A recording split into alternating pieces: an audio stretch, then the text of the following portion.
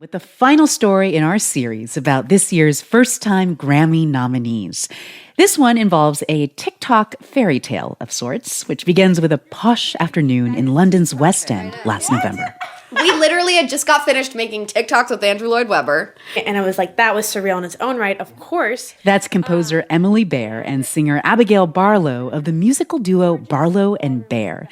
These 20-somethings had grabbed the attention of Webber and the whole musical theater world with their album, The Unofficial Bridgerton Musical. It was a musical inspired by the Netflix period drama Bridgerton. This is what you call a honeymoon.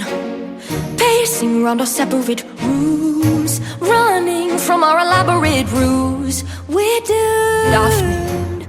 On a lark, they had submitted the album for Grammy consideration, and the evening when nominations were coming out, they stuck around at Webber's Theater for high tea. And like all the biscuits and little cakes and stuff around. I was so nervous I could not eat. Yeah, she was so nervous she couldn't eat, and I was stress eating, so... As the musical theater category was announced, Barlow and Bear went live on TikTok. Stephen Schwartz snapshots, and finally the unofficial Bridgerton. And then we started bawling. One night in Miami. Why was it the last one? Barlow and Bear are the only women nominated in the Best Musical Theater Album category this year, and they're facing some Broadway greats like Stephen Schwartz and, yes, Andrew Lloyd Webber. Their album, it's also unique because they composed many of the songs live on social media, with fans offering a running commentary during the hours-long live sessions. Nothing but a whisper is a shout. It's a buzz about the time. Nothing like a scandal. We wanted to see how the magic happens, IRL. So we met Abigail Barlow and Emily Bear at their shared studio in Bear's apartment in central Los Angeles. What key's it in? Colored in green, gilded in gold. I feel like I'm living in a musical right now. My life is a musical these days. I guess I have to be a lady, smiling and waving, constantly obeying. I guess I'm Okay, a prince. so Bridgerton, this Netflix show, it comes out around Christmas of 2020. People, they just like get addicted to this show almost immediately. I was going to ask, did you guys get drawn in immediately? Yes. I mean, we are quite literally the target audience. Yeah. I think everybody just got so into it because it was a departure from the world we were living in at the moment, which was really not about getting together. It was very lonely. Also, like the previous year and a half for Abigail and I, like just career speaking was rough. What do you mean? I got ghosted by like every single major record label that was interested in me, and it was just no after no. I think we were just barely getting by before we had this idea for Bridgerton. Well, I didn't know any of your maids were married. She's not married. She's not married? How does So then at one point, Abigail, I'm going to fast forward to January of last year, right? Just a few weeks after the show comes out, you post this video on TikTok asking the question, Okay, but what if Bridgerton was a musical?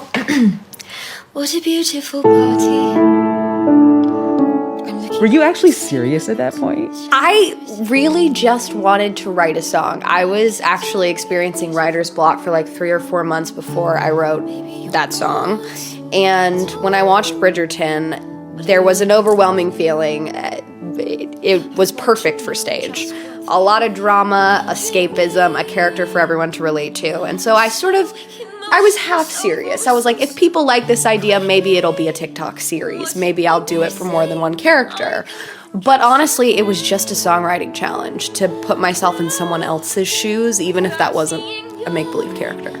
When we were writing the opening number, we watched that opening scene so many times because it's theatrical. It's so theatrical. We're dancing in the same room. And you're We had like a moment we wanted to write about in the show, so we kind of watched that moment, and then we were sort of playing around with different ideas.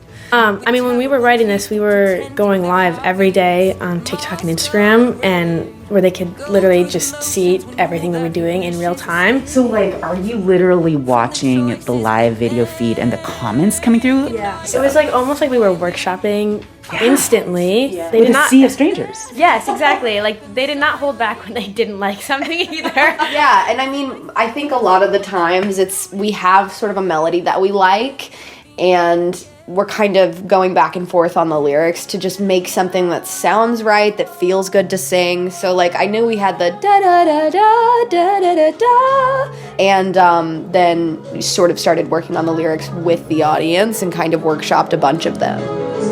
Let's just escape into the paintings, colored and still. Into the green and the gold. Colored and green and...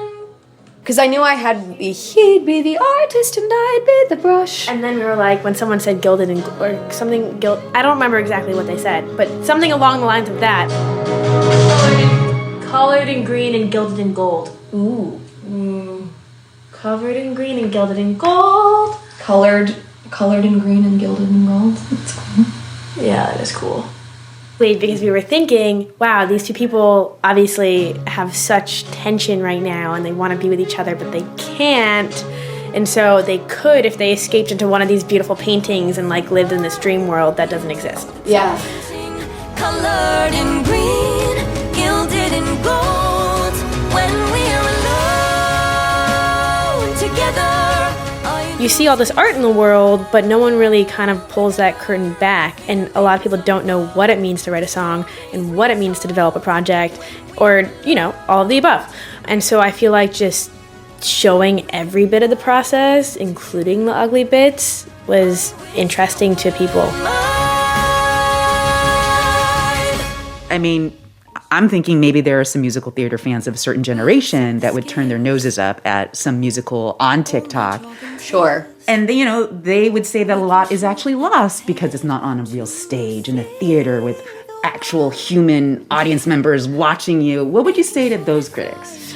I'd say that musical theater is a very classically gate-kept art form. It's very expensive to go to a Broadway show. It's like $200 a ticket.